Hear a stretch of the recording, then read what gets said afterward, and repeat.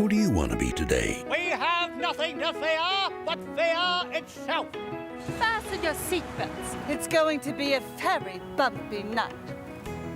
Yo, Adrian. You're gonna let me fight Apollo again, you know what I mean? You dirty rat. We shall never surrender. Oh, can we talk? Frankly, Scarlet, I don't give a damn. I get no respect. Slip into the lives of some of the world's most fascinating people. Watch A&D's biography and escape the ordinary. I could have been somebody, Charlie.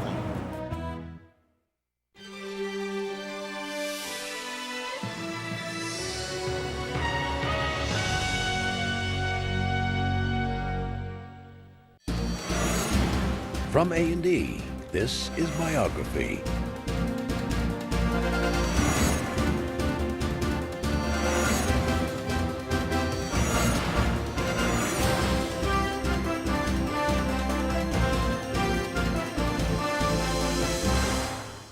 You've known for a long time that my greatest wish is to be a journalist and later on a famous writer.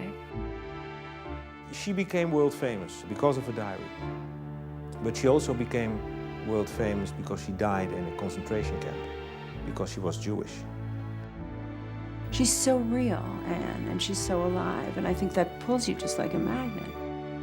She was popular with everybody. She made fun, and she wanted the attention of the boys, yes.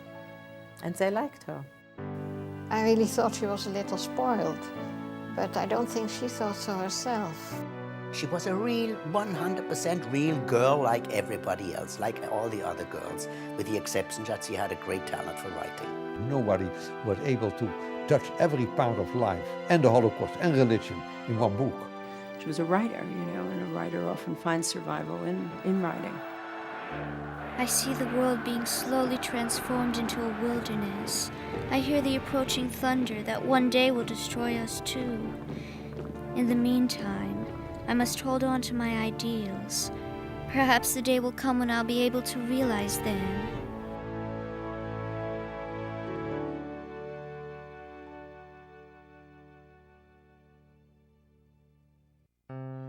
The life of Anneliese Marie Frank began on June 12, 1929, in Frankfurt am Main, Germany. Anne, as they called her, was the second daughter of Otto and Edith Hollander Frank. She was a happy baby, doted on by her elder sister Margot, and surrounded by family and friends.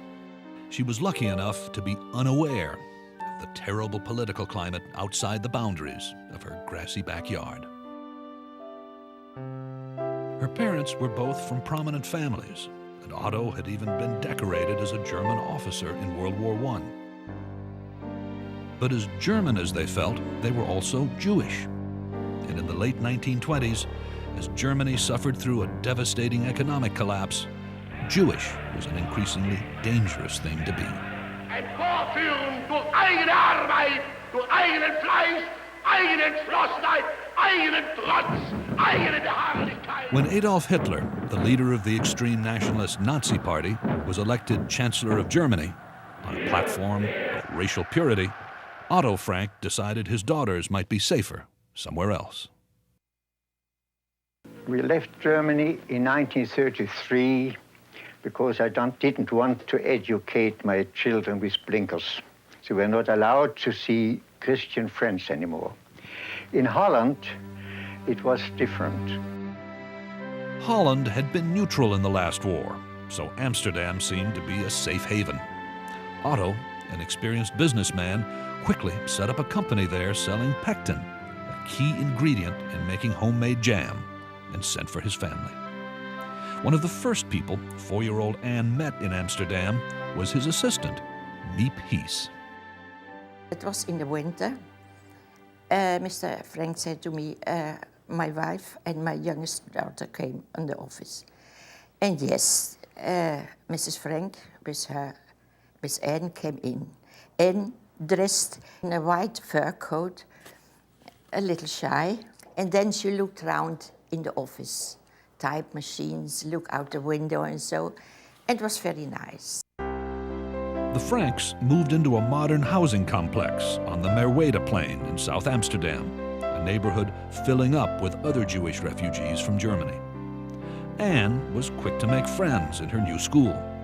She was lively and outspoken, and she had a trick of dislocating her shoulder for a laugh from her classmates.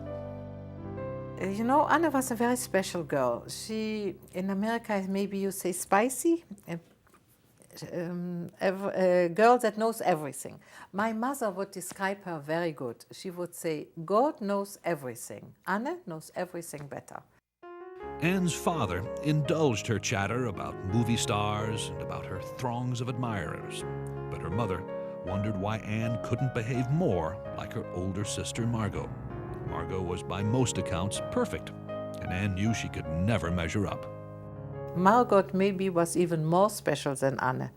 She was a very good-looking girl, very obedient and a very good scholar. And Anne was jealous because Margot was always the beautiful girl and she was so neat, and so I know that she was jealous because her Margot and the mother were very much together. Anne was not so easy a girl. She was difficult. Probably her mother told her so. Just after Anne turned 10, her own battles on the home front were overshadowed by war. Hitler's armies were on the move, and it was soon apparent that no corner of Europe was safe. On May 10, 1940, a month before Anne's 11th birthday, Hitler invaded the Netherlands. Here, as in Germany and the rest of Europe, his special fury would be directed at Jews. Soon, Jews had to register with the German authorities, and every day, it seemed, had to relinquish more of their rights. In 1941, Anne and Margot had to switch schools to the Jewish Lyceum. That they didn't mind, but the Germans were making life more and more difficult. Everything that was fun in life was forbidden.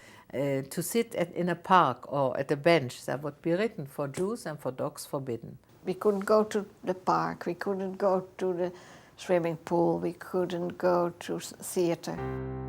Despite the suffocating restrictions, Otto Frank, whom Anne thought the most adorable father in the world, never failed to find some bright spots in all the gloom. Mr. Frank really was a very, very nice man. He was wonderful. He was always optimistic. Also later, when the war started, my father always said everything will be bad and the Germans will win the war. And then Mr. Frank came in and everything will be okay and the Americans will help and no, don't speak like this. But beneath his optimism, Otto Frank was laying plans in case everything was not okay. One morning in 1942, he asked his assistant, Miep Hees, to speak to him privately. Upon a morning, he asked me to come in his office and said, I have to speak with you something. My wife and my children, we want to go in hiding. And I listened to him. Are you willing to care for us with food and other things? And I said directly, yes, of course. It was very dangerous, yes, I know. But it was my choice. The people I worked with were really friends. And when the time came that we had to try to hide, I first spoke to Mr. Koppers, whom I knew already for many, many years as a very straight, a real good Dutch man. And Koppers immediately said, well, the best thing would be we would hide here in our office building. After Koppers, I talked with Miep. Miep I knew very, very well too. She agreed, and then we talked to Mr. Krahler. He agreed, and then we talked to Ellie. So the four of them all were prepared to help us in case of hiding. Anne knew nothing of her father's preparations. She had other things on her mind. In particular, a 16-year-old admirer, Hello Silverberg. I was attracted to her. People often ask this question about 16-year-old boy being interested in a 13-year-old girl, and it happens. And she was fascinating. She was very articulate, and I wasn't used to that kind of intellect in somebody that young. Anne had a reputation at school for being a bit too articulate. She was much more interested in flirting than algebra, and as punishment for being an incorrigible chatterbox, she had to write essays and poems defending herself, which she thoroughly enjoyed. And she kept right on talking. And in that school, we were sitting always together and we were chatting. And then one day they took me out in the next class. Next morning, who sits next to me? Again, Anne. And the teachers let us live. I think they knew already we don't have a lot of time left. Can you say it was cozy in that classroom? Perhaps that's the right word.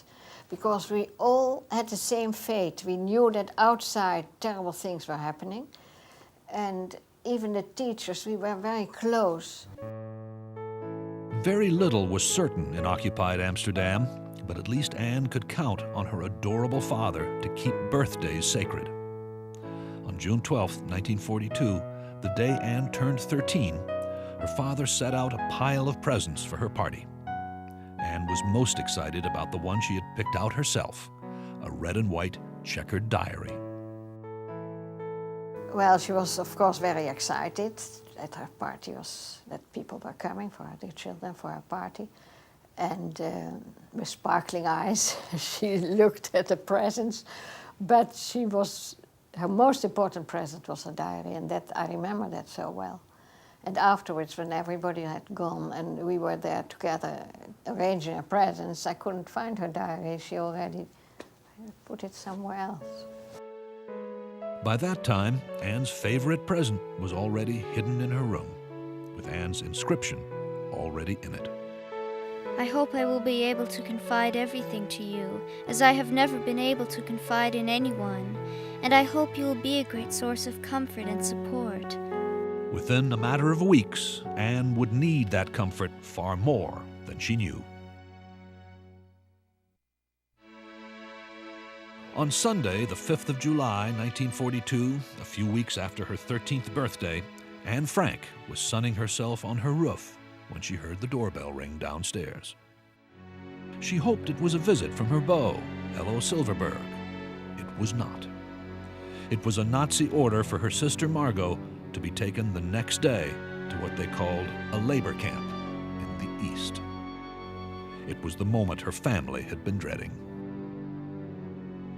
The next day, Anne's friends came by as usual to her apartment at 37 Merveda Plain. And we were ringing, and nobody opened the door. And at the end, the tenant, Mr. Houtsmith, he opened the door, and he looked at us if he had never seen us. Me, he knew for 9 years. What do you want? I say, we want to play with Anne, like always. And then he said, but you don't know, the Frank family went to Switzerland. And then we went into the house, and everything was upside down, and everything had always been so neat in that house. I saw Anne's room, and the bed was not made, and the shoes that she had just received, and she was so proud of where she left them. So I thought, how is it possible that she left these shoes? But, well, she didn't need shoes, of course. Though she had left her shoes, Anne had taken her most important birthday present with her. The diary was with Anne, and Anne and her family were in the hiding place Otto Frank had carefully chosen, his office at 263 Prinsengracht. From the outside, no one would know they were there. Once they stepped through the secret door, they were in a 3-story back building with 2 living floors and an attic. These few rooms would be home until the war was over or they were discovered. The Franks were soon joined in the annex by Otto's partner Herman van Pels, his wife Auguste, and their 16-year-old son Peter, and later a dentist, Fritz Pfeffer. They all had to follow strict rules to stay safe. No one was allowed to use the faucet or flush the toilet during the day. They had to speak in whispers and walk in stocking feet. Only at night could they sneak down to the office and listen to the radio. Worst of all, Anne the Chatterbox had no one to talk to. She must have been so bored to be all by herself, but I think that her diary was a compensation, and that's why she made Kitty her friend. Kitty, the name Anne gave her diary, became more than her only friend. She was a lifesaver. In the endless stretches of quiet, Anne was at least able to chatter away to Kitty. Gorgeous, isn't it? Oh, what a joke. Whatever next? Hello. Yes, I'm fine. Anne tried to be good, but she knew she was often annoying. She had 100 opinions at any given moment. She was sassy, argumentative, and fidgety. Confined in the tight quarters, she raged against her mother, resented comparison with her perfectly quiet sister, and railed at the disapproving Van Pelses. She was trapped. They were all trapped. Day in, day out, all anyone could do was study, read, or write in rooms darkened by the blackout shades. Anne fought the gloom by plastering her postcard collection and movie star pictures on the walls. But the constant feared isolation kept the rest of the annex in a state of depression. They all lived for the daily visits from their helpers from the office below. That was an awful moment for me, because I feel so the dependence on us, helpers, outside Anne.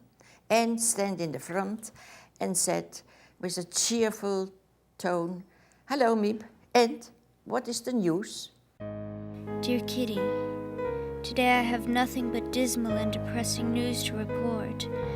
Our many Jewish friends and acquaintances are being taken away in droves. We assume that most of them are being murdered. The English radio says they're being gassed. Anne fought despair by continuing to grow in the only direction she could, inward. She grew large and wise in the pages of her diary. I've often been down in the dumps, but never desperate. I look upon our life in hiding as an interesting adventure, full of danger and romance, and every privation as an amusing addition to my diary. I've made up my mind to lead a different life from other girls. What I'm experiencing here is a good beginning to an interesting life. That she could find that beauty and all that passion and everything within that dark and closed space is a miracle, really. There's something miraculous about it. As their months in the annex stretched into a year, and that stretched into 2, Anne even managed to find love in that small space with the only boy around, Peter.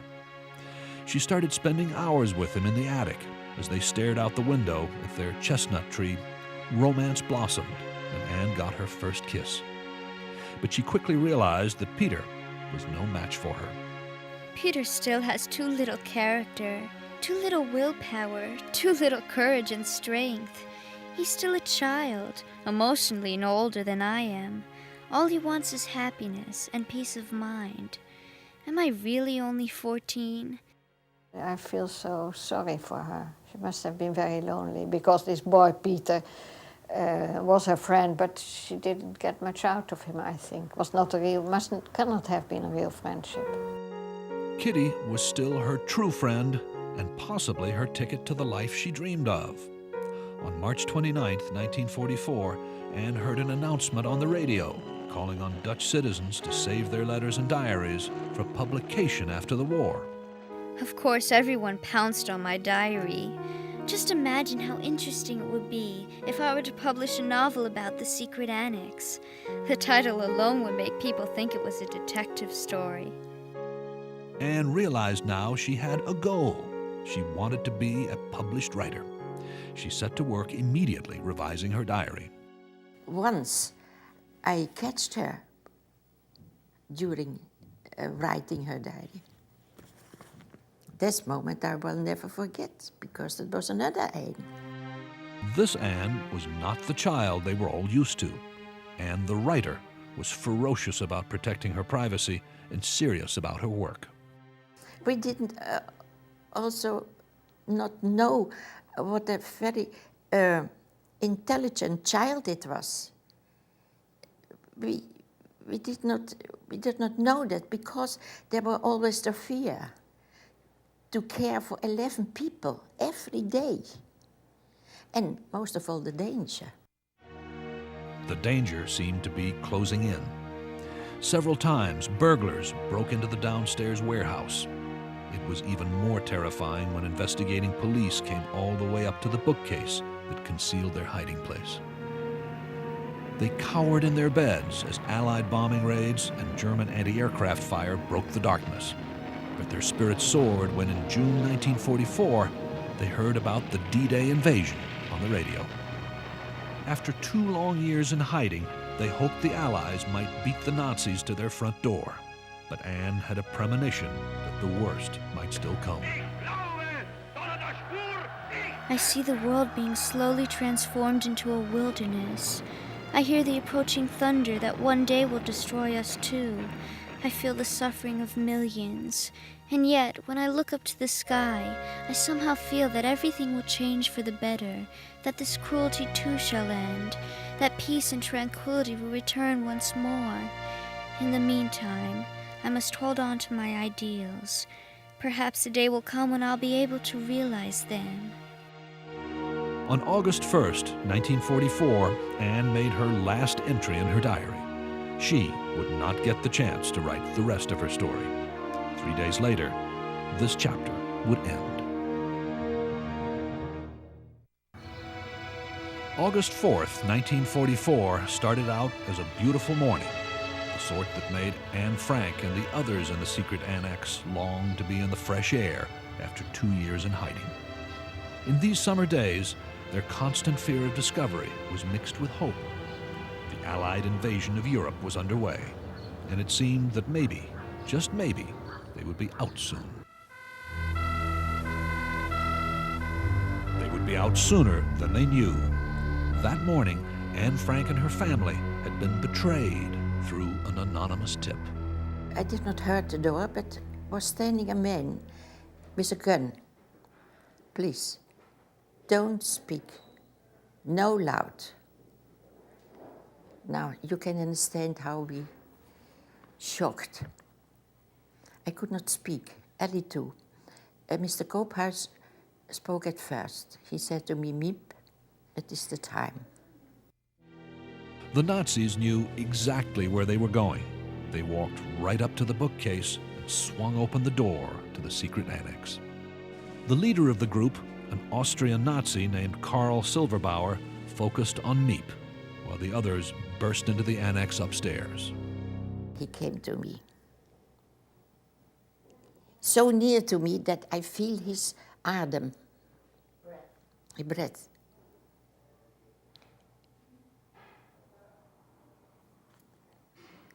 Are you not ashamed to help Jews? You must have the highest punishment, and you know what that is. Miep and Ellie barely escaped arrest. They could do nothing but stand by helplessly as Anne and the rest were led down the stairs, loaded onto trucks outside, and driven off. As soon as they thought it was safe, they ran up to the annex and found it in shambles. All the papers were scattered on the floor. And we saw that. And I said, Anne, that is the diary of Anne. Take up, take. And so we took all the things together. We had hope that all the people came back. And I want to see her smile when I gave it her, the diary. I want to see the smile of this child. But now a look of terror had replaced Anne's smile, as what she and the others had most feared came true. In the hands of the Nazis, they were driven to Gestapo headquarters, then thrown into a downtown prison. 4 days after their capture, they were put on a train through the Dutch countryside to a concentration camp known as Westerbork. Anne found some happiness at being outside in the fresh air after 25 months indoors, even if it was circled with barbed barbed wire. But as the Franks soon found out, Westerbork was only a transit camp. Every Tuesday, trains left, bound for the east. No one at Westerbork had any real idea of what lay beyond. They just knew enough to fear it. In Westerbork, one lived for 2 days, on Tuesday and Wednesday. On Thursday, you started to tremble. On Friday you were told that you had to leave on Tuesday. On Saturday, you tried to get out of it. On Sunday, you were told you can't get out of it.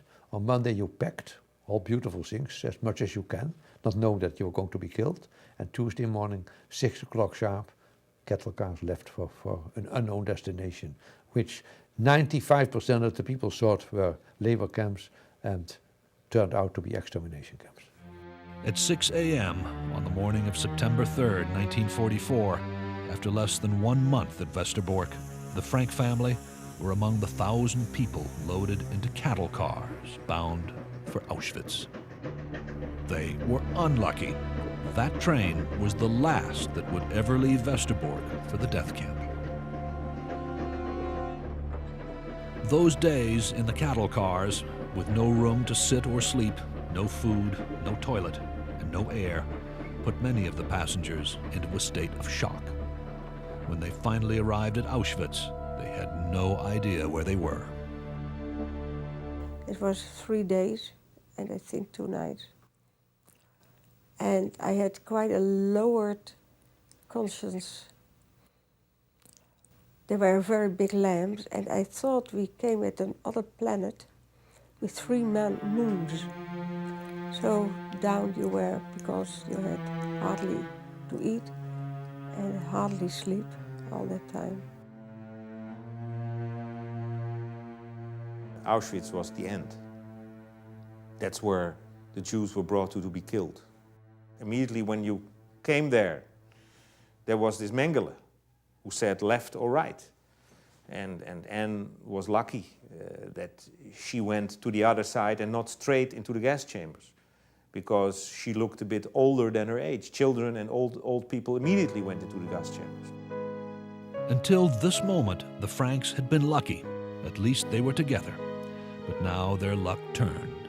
As the crowds got off the train, Otto Frank was torn away from his weeping family. Anne, Margot, and their mother saw him for the last time when they were marched off to the women's barracks.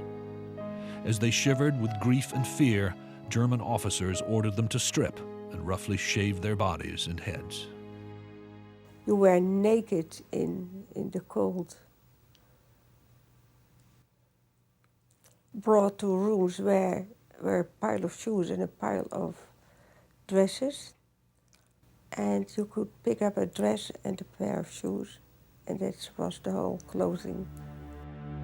Anne lost the long black hair she was so proud of, and the light cotton dress she wore was quickly infested with vermin. But at least Anne and her mother and sister had each other. What I remember was a very close relationship, especially in Auschwitz, between the mother and the 2 girls. They were always together and were very close. In these terrible conditions, the friction between mother and daughter disappeared. All that mattered was that they survived together. Margot and Edith even gave up a chance to leave Auschwitz for a labor camp because Anne, who was suffering from scabies, an infestation of mites in the skin, was not allowed to go. Margot and her mother decided to stay with Anne. If they could have gone with our transport, they would have survived, because nearly everybody of my transport after Auschwitz survived. The girls and their mother were split up anyway. The Russian army's advance had the Germans scrambling to dismantle Auschwitz and hide the evidence of their crimes.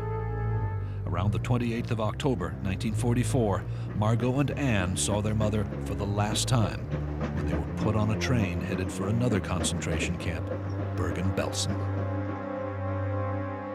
Frightened and alone, Margot and Anne could only hope that Belsen would not be worse than Auschwitz. But it would be, for them. In November 1944, after surviving 2 months in Auschwitz, 15-year-old Anne Frank and her 18-year-old sister Margot arrived in another concentration camp, Bergen-Belsen. They were starving, sick, and alone, yet they should have counted themselves lucky to be alive. But their luck was wearing thin. Bergen-Belsen had no gas chambers, but it was just as deadly to tens of thousands of prisoners. Living conditions were unbearable, I would say. First of all, you had a wooden barrack with a bed, which is really not a bed. There were some wood. You were wood with one blanket. The horrible thing was every blanket had lice. You had to kill the lice before you went to sleep, because if you didn't kill the lice, you couldn't sleep, and you needed your sleep. A plague of typhus was spread by the lice, and like many others, Anne and Margot soon bore its symptoms: chills, fever, sunken eyes and cheeks, deep fatigue. Soon, Margot was too weak to get up. Anne was only slightly stronger, but losing her will to live as her sister got worse. She had no idea that just over the fence was her school friend, Hannah. One day somebody tells me, you know, your friend Anne is here. And so I stood there and was waiting. And really, after some minutes, I hear somebody is calling for me, and it was Anne. And really, it was not the same Anne I had known. It was a real broken girl. She said, I have nobody anymore. That was not true, but she couldn't know. They met twice more at the barbed wire. Hannah tried to throw some extra food over for Anne. And instead of her being happy, I heard she is crying. What happened? Another hungry woman caught the package, ran away with it. So I said, Anna will try again. We tried again after some days, I don't remember, 2 days. And then she caught the package at least. But it was the last time we could speak.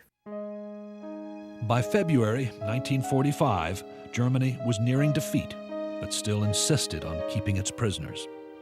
The Allied advance produced a flurry of activity at the camp, and by the time Hannah went back to the fence, the women in Anne's barracks had been moved. But Anne and Margot did not make the trip. Sometime in late February, Margot Frank died. Anne was sure she was alone, without her family, without her diary kitty. What she did not know was that one member of the secret annex had survived the Nazi death camps, her beloved father, Otto. This Anne didn't know. And you know what is even more sad?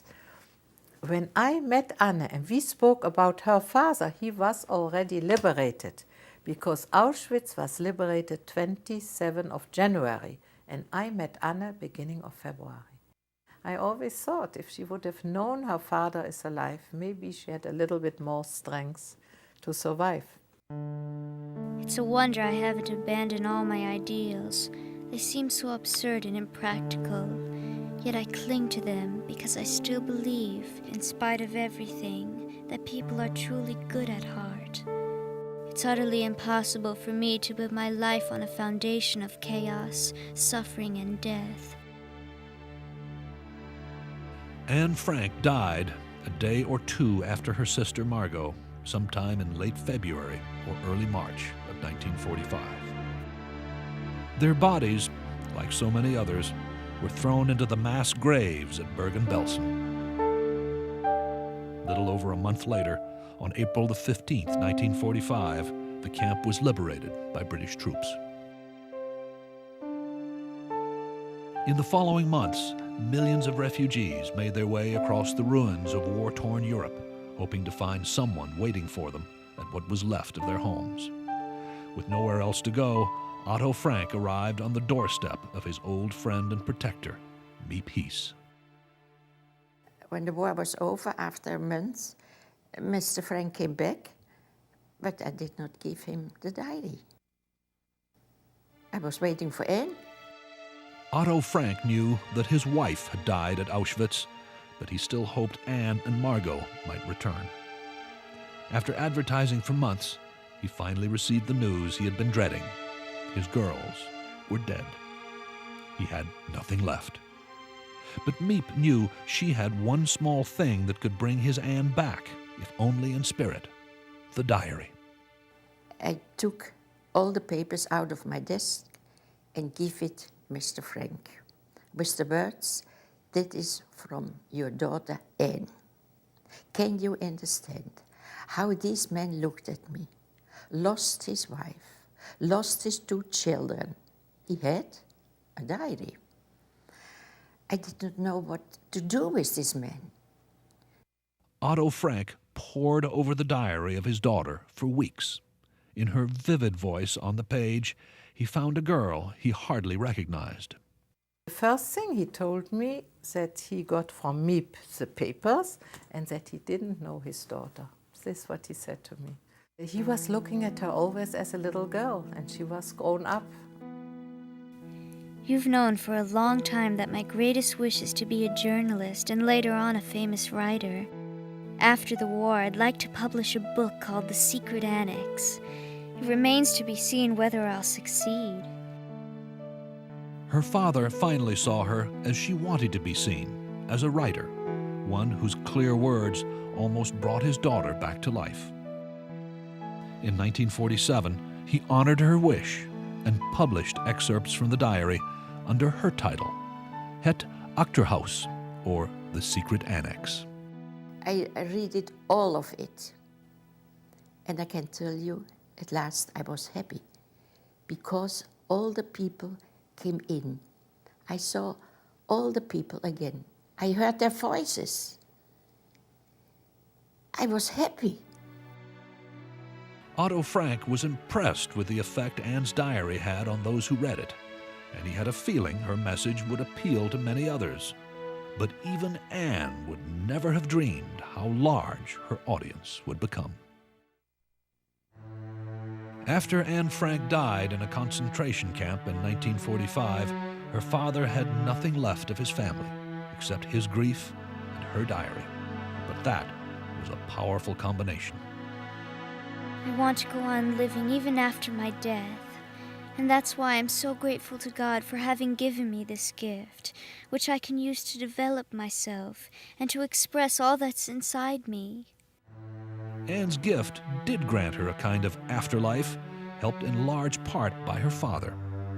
Otto Frank's hope was that his daughter's words might avert some recurrence of what they had endured, and he would spend the rest of his life making Anne a symbol, a cause, an institution. Every day and every day I work and think of my people. You see, after the diary has been published, I received thousands of letters from young people. And my task is to speak to them, to write to them, not to forget that we have to work against prejudice and discrimination. That is my task. Otto Frank's optimistic view of his daughter's work found its perfect audience in post-war America. The American edition of Anne's diary, published in 1952 as The Diary of a Young Girl, became an immediate bestseller. 3 years later, it was a Pulitzer Prize-winning hit on Broadway. In the play, one of Anne's phrases became the dramatic last line, and those few words, taken out of their darker context, made it into a sentimental favorite and seemed to make Anne into a saint. I still believe, in spite of everything, that people are truly good at heart. In 1959, Hollywood also portrayed Anne as a young martyr whose words seemed to absolve the world of the crimes of war. I still believe, in spite of everything, that people are really good at heart. Many critics later objected to the use of this line to characterize her view of the world. Why don't they quote this sentence from the diary? There's a destructive urge in people, Anne wrote, the urge to rage, murder, and kill. And until all of humanity, without exception, undergoes a metamorphosis, wars will continue to be waged. That's the exact opposite of, in spite of everything, I still believe that people are really good in heart. Does she contradict herself? Of course she does. She was a creature of moods like all of us. At one point she believed that, and another point she believed this, and she said to herself, if I go on believing in the destructive murders rage in people, I'm going to become a pessimist, and life won't be possible. So I have to go on believing that deep down there's something good in people. That's all. It was a necessity for her. It was not an absolute, unalterable philosophical truth. To the right in a few moments, at number 263, the third house from the corner, is the Anne Frank house, the house where she was hidden during the last World War. Anne's story struck a chord with audiences from all over the world, and it moved hundreds of thousands of readers to make the pilgrimage to the secret annex, which became a museum in 1960. Under Otto Frank's guidance until his death in 1980, the Anne Frank House grew into an international organization, spreading a message of tolerance to young people in particular, using exhibits and lectures and always Anne's words. She writes about all the things young children think about God, and about religion, and about nature, and about sex, and about relationship with your parents, and about anti-Semitism, and about war, and you can go on and on. Yet the messages, no matter how important, would never have been heard had Anne not been the writer she was. In 1986, her talent and character were revealed even more clearly when her full manuscript was published, followed by a new definitive edition of her diary. In 1997, the new material was reflected in an updated version of the Broadway play. She's not a saint. She was never a saint, but people had a feeling she was some kind of an